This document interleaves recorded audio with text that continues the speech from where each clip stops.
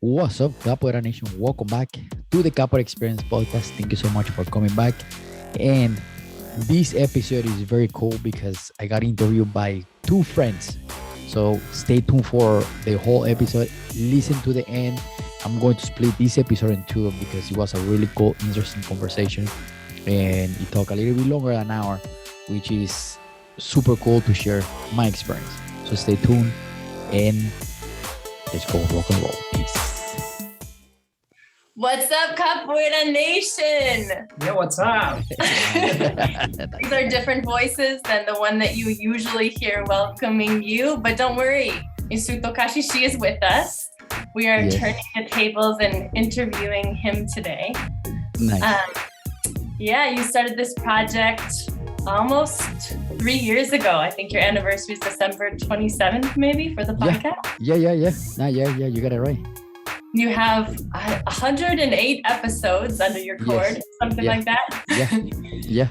And so you've put out a lot of content, both interviews with people all over the world and in different parts of the capoeira experience, and also your own content, right? Like reading bao lessons. And so we wanna interview you today. That's pretty cool. Yeah. When you mentioned the to do like a reverse interview, I was like, oh, that's pretty cool. I never heard that.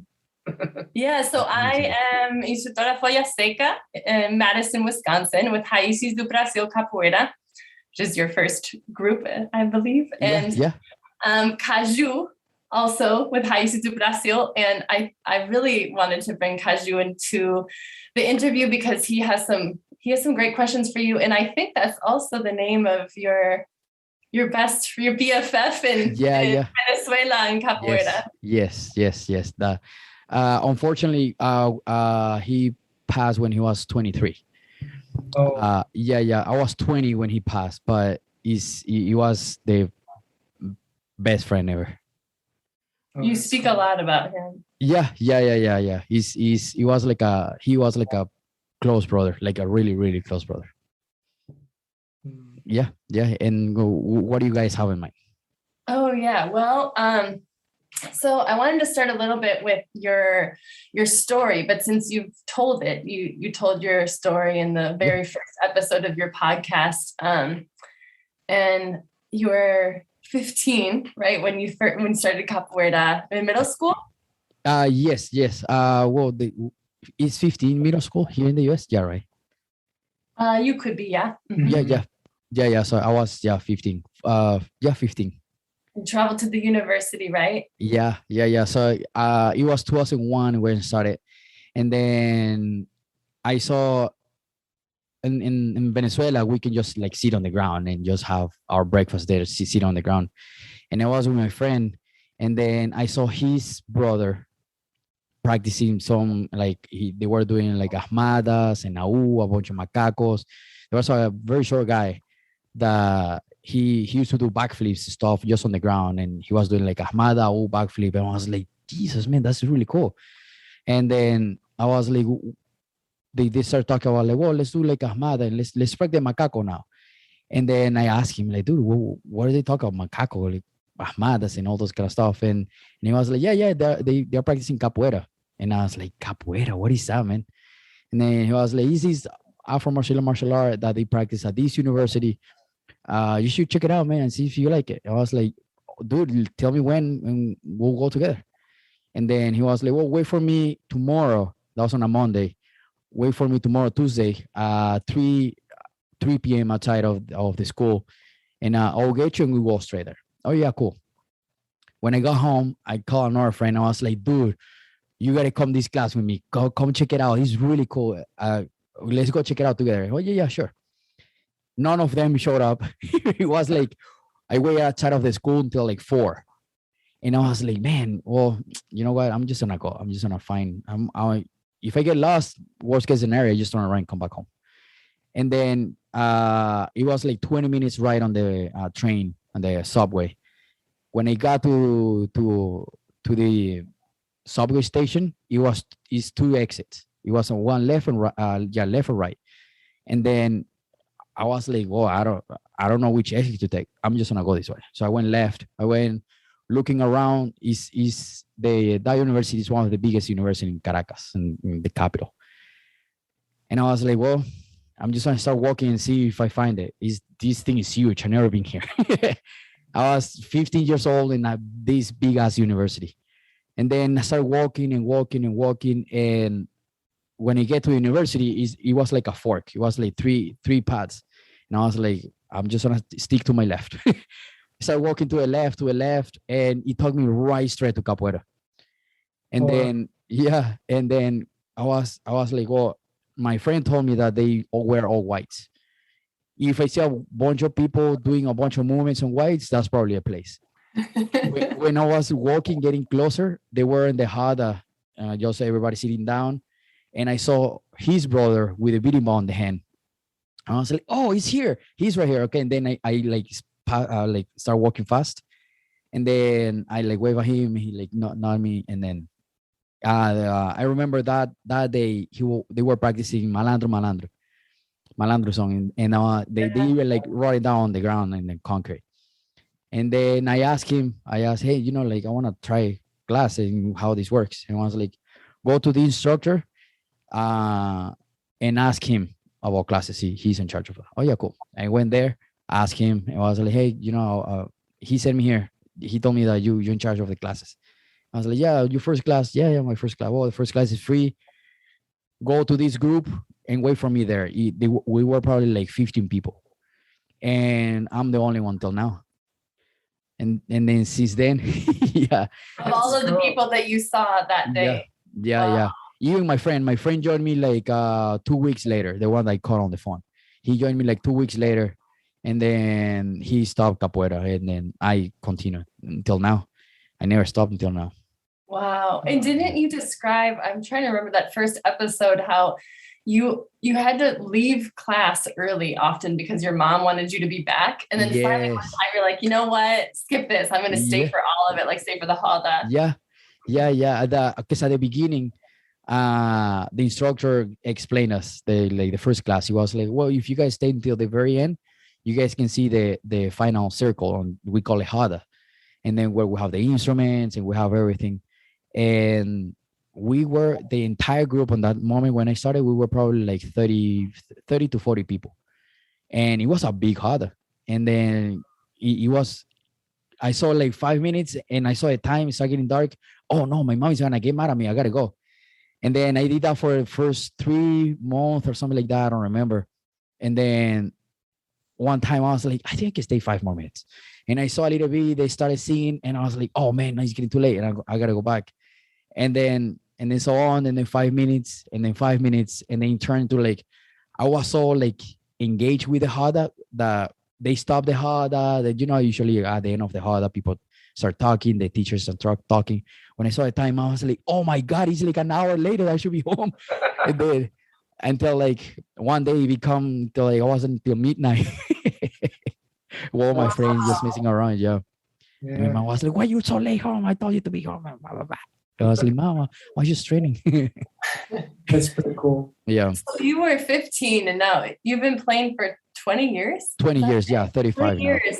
Yeah. And so I wonder back to, like, you've retold that experience. I've heard you tell it a couple of times. And I wonder, is there something 20 years later that you missed when you were 15 about your first glance at capoeira, like that first maybe falling in love that you now like that's deepened or you see differently now? Yeah. That I miss is well, number one, that I wish I had more capoeira around me, like here in my city. I'm pretty much the only one teaching here.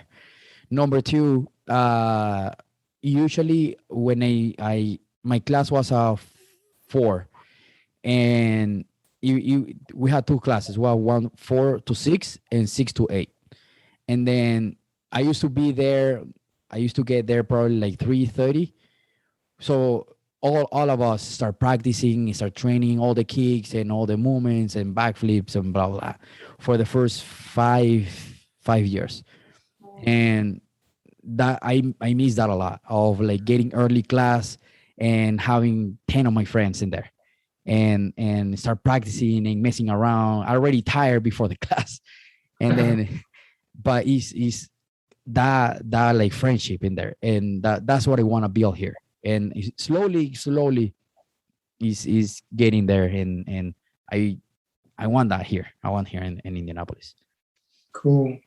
Hey, Caju, so following up on this experience in Caracas, can you talk more about how was capoeira in Caracas at the time that you were doing? Like, you had your friends and you had this group. Were there many other groups? How was the capoeira experience? Yeah. There, we used to be two biggest group, Capoeira Sensala and Raízes do Brasil. Before them, it was just they used to call it Cumbe, which was before Sensala. So, and then capoeira teacher came to a Brazilian capoeira teacher came to Venezuela, and he brought Sensala to Venezuela. And then the two of the teachers, one of the oldest students, they decided to be like, hey, we don't really believe on your stuff.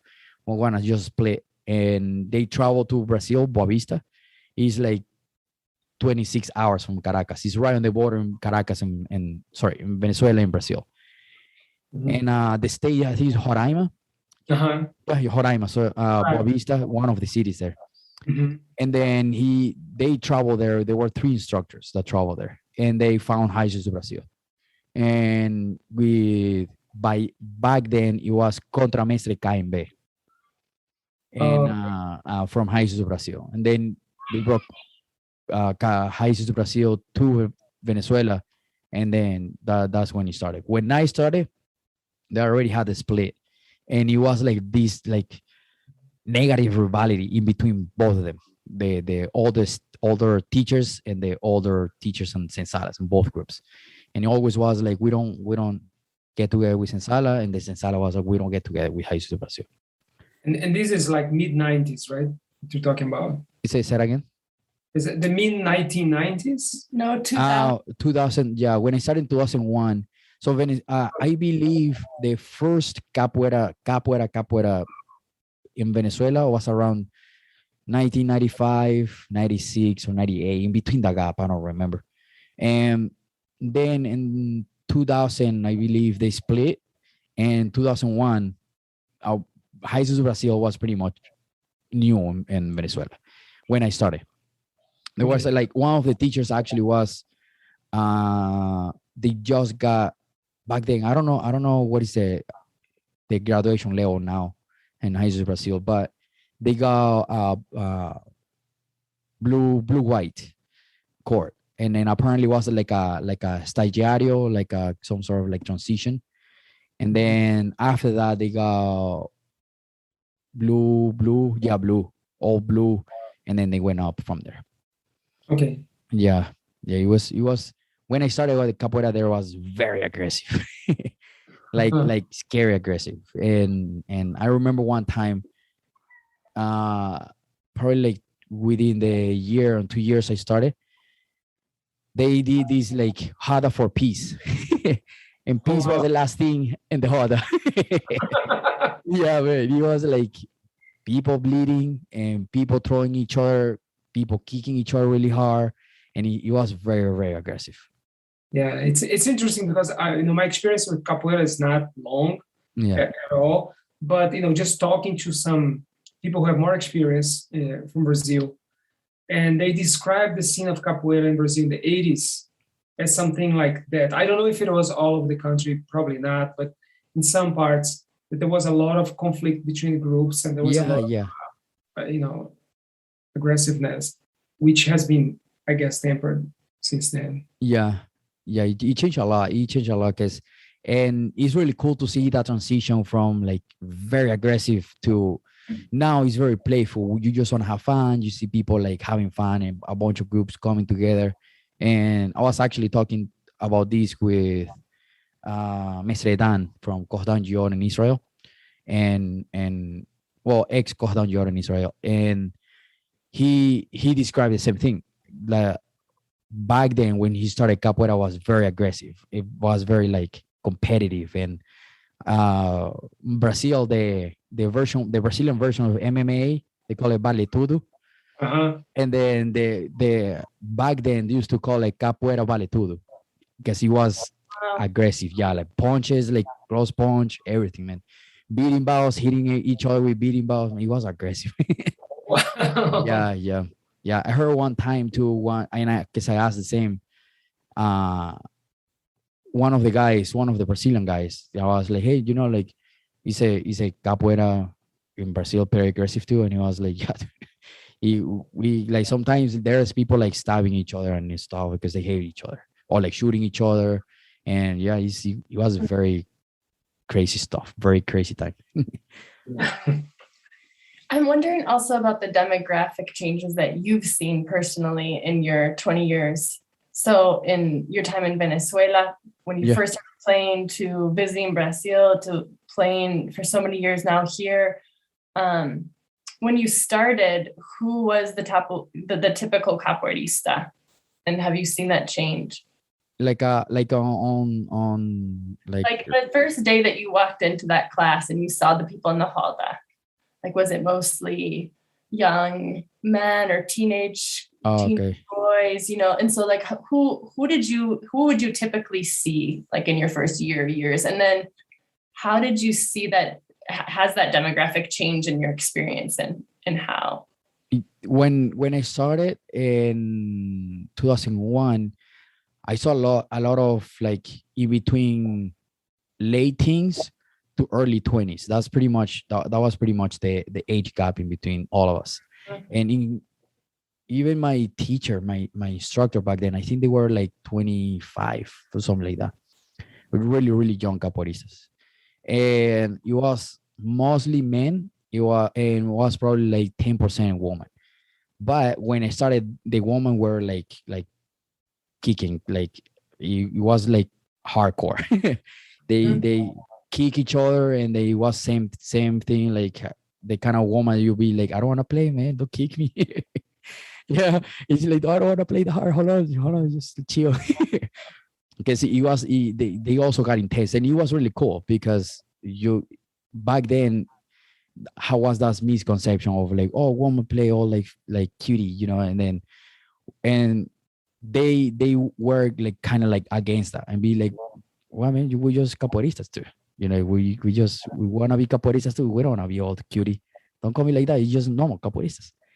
And then like, hardcore capoeiristas. And then that was pretty much. And here in the US, I've seen the scale kind of like going 50-50 now with the female presence in capoeira, which is really cool. Like yourself, like leading capoeira classes in different cities, which is really, really cool. And the most of the time I seen capoeira schools are usually back then was usually lead by men. And now I see a lot and it was really cool to see it because I grew up with pretty much a single mom, and I had like that female strong personality in my life, where was very, very female presence. So it's really cool to see that applying capoeira too, where now it's a lot of like the woman presence is stepping up. It's really, really cool to see it. Mm-hmm. Cool. I don't know if you have another question. No. I'm just wondering, you've now as a student and now for many years as a teacher, and then as an interview of maybe 100 capoeira practitioners. Yeah. And just for you, Kashishi, who is capoeira for? Like who can participate in capoeira? Yeah, and that's a cool question. I never got that kind of, and I never asked myself that question either. I think capoeira is for everybody. It doesn't matter. And like I always say, is capoeira for everybody. It doesn't matter color, how you look like, where you're from, what you believe on, your politic. When everybody comes to the Hada, everybody speaks the same language. Like when I was talking to Contramaster Bamboo from Chicago, he said, I was this country, I don't remember the country, and we were in the same house, and I was with a different person from different country. He didn't speak English, and it was really hard for us to communicate. But when we came to the house, we spoke the same language. And it's really, really cool to see those kind of stuff. And I've seen people from Brazil, like before I start understanding Portuguese, and people from France, and people from the US, people from Caribbean islands, and people from South America, different countries in South America. It's really cool to China, because I met people from China too. It's really cool to see those exchange of everybody. Somebody also told me, I don't remember if I was on the podcast, but capoeira adapts where it goes, and it's really cool to see that from little kids all the way to like really old people. Like I'm talking about, like, I seen people that they started capoeira, I don't know, probably over 60. I don't think that's all, but like after that 10 years, he's already in 70s. So it's really cool to see that all the variety of ages and everything. Is really, I think capoeira is for everybody.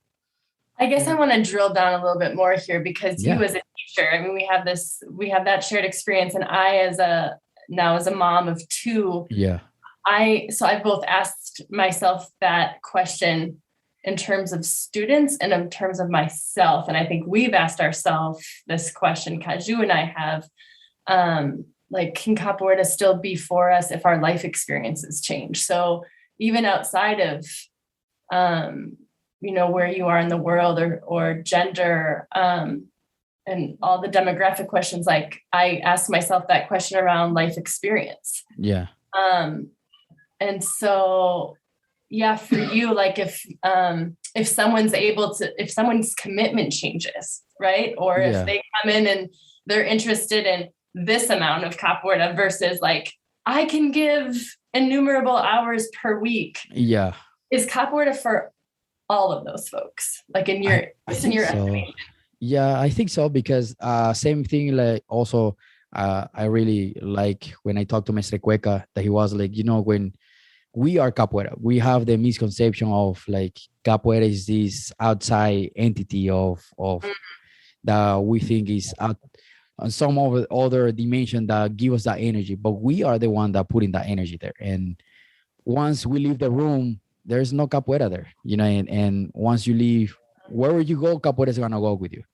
And and me too. And when I told my students, I was like, man, this is actually pretty cool. Is we are capoeira, and even if you have 10 minutes to do capoeira music, a little jinga, that's still part of capoeira. And a lot of throughout the time, everybody's priorities changes, right? And people get kids, or people travel, or they get a new job, and I'm pretty sure you can feed capoeira somewhere if you find the time to feed it there. And I think everybody can do capoeira. And it's Ricky Martin. He's I'm pretty sure he's a pretty busy person. and he even applies a little bit capoeira to one of before his performances. And then I think there's a video on Instagram where he's like, oh yeah, before this performance, I do a little bit the meditation, I do a little bit of yoga, and I also train a little bit of capoeira before I go. And then he's playing capoeira behind the scenes, behind the scenario with the teacher. I don't remember the teacher, but I was like, like, if we find those 10 minutes to play capoeira, there's capoeira. You are capoeira, Yeah. I didn't know that. I have to look it up. Ricky Martin. That's a good. that's a good take. Like that you capoeira, no matter I guess the way I hear you is like you capoeira, no matter the extent of time or energy that you put into it, but as long as you do it, like truthfully, like that you enjoy what you're doing. Yeah, exactly. And so to piggyback to that, and maybe it's the turn a little bit, but so capoeira, it has this multiple. It has a physical component to it, right? It has the music to it. It has obviously all the history that, to my, like the way I've heard about it and the experience, it's tied to, slavery and the Brazilian history and African history. So, with your experience, what else have you seen? Have you seen, what cultural elements in Venezuela, for example, or other places, do you see that are attached to capoeira, if any? Like, for example, when we, like the atabaque in capoeira is a very important religious instrument in candomblé, right? Candomblé. Yeah. And so there is the space, I think, in the capoeira practice to incorporate this mystical element to it as well. Yeah. Or you can just stay on the physical component of it. Like I know people who say, well, I'm not care much about, I really like the workout, while other people embody the workout, but also a bunch of symbolic component that's attached to the atabaque. So what's can you talk a little bit about that, about both your experience, your experience of living capoeira and what you see in Venezuela or other places? Yeah, the cool thing is my first experience ever with any African roots connection was through capoeira. And after that, because I was very young, I didn't get a chance to travel that much. I start seeing, we have African expressions in Venezuela called tambor. It's just like drumming, and which has different type of drums. It's not just like atabaque, it has different sizes. In Venezuela, we have, I think it's 3 or 4 type of drums, and each of them has different sound, and each of them has different job in the circle. And again, and it's very interesting that that at least what I've seen, that any African expression or cultural expression, they usually do like circles. And if you see videos and you look for like Brazil Afro martial arts, and there's many African martial arts, and almost all of them doing circles, and that comes back to capoeira. And then little things start clicking. Also through capoeira, I had a little connection with like orishas and all the stuff. And not everybody knows, but I'm a Paiji Santo in Venezuela with the Venezuelan version of candomblé. In Venezuela, we call it Santeria. And in Venezuela, in Brazil, Shango is one entity. In Venezuela, Shango is a different entity from Caju. Caju is kind of like the volcano representation of the Orisha. Like same thing, like Shango is from the lightning and the mainly force of the energy. So capoeira got me into that. And when I saw elements of that religion part, I was like, wait a minute, what is this? This is like tied up with this.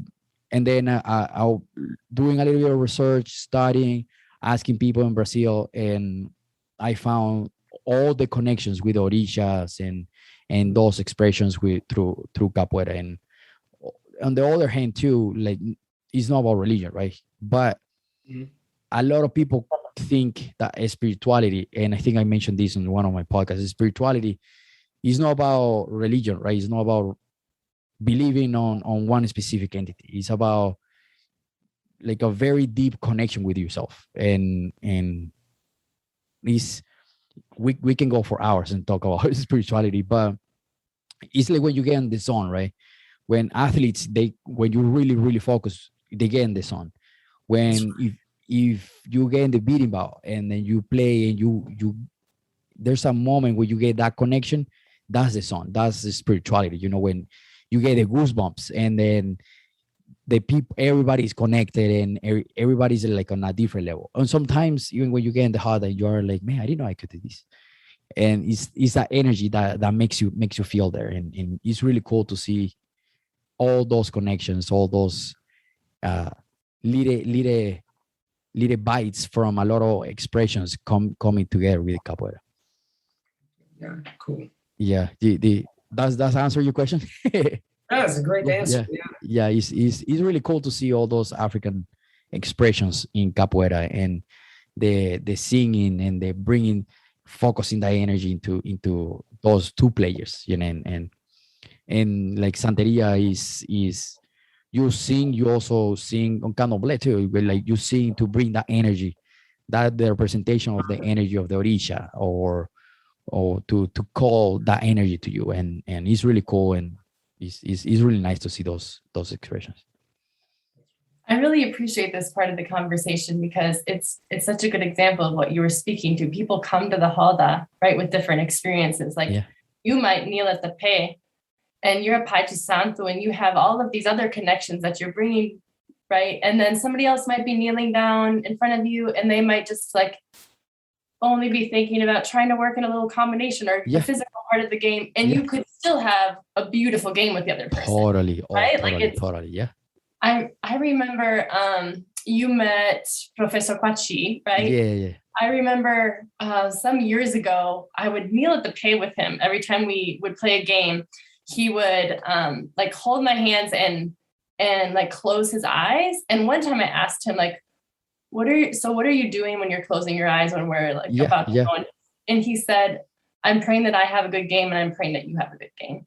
Nice. I've done that a lot of times. Yeah. I mean, I just like that really touched me, and that doesn't happen for me every time I play, for sure. Yeah. Right.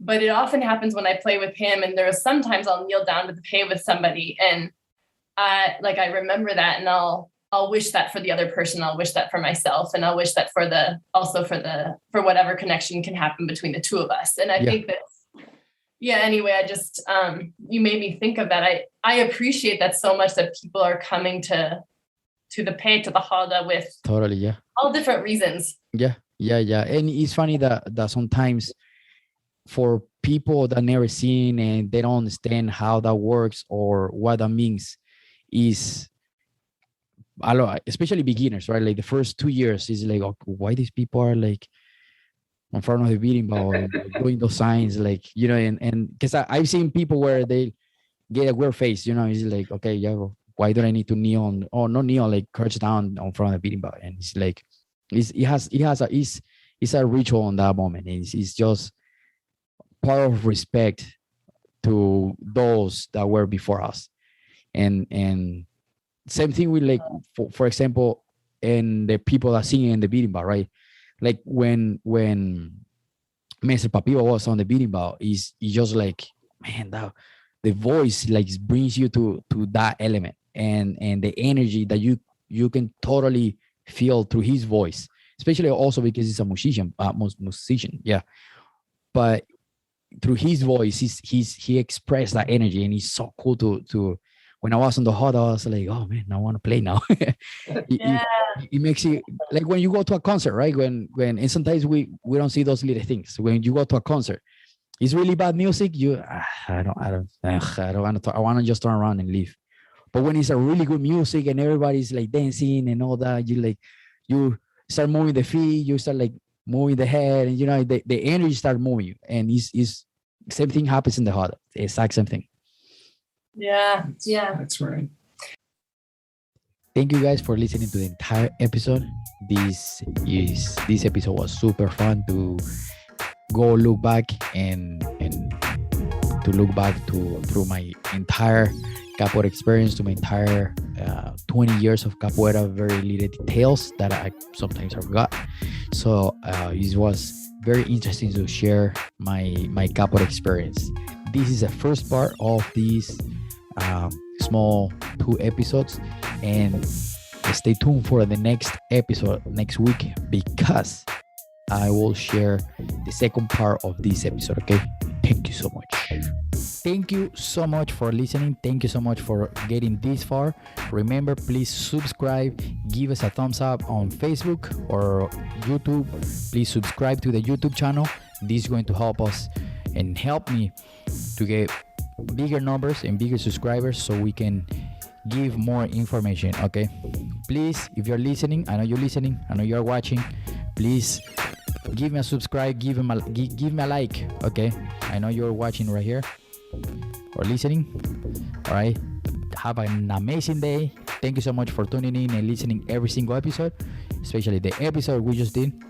All right. Thank you so much. Peace.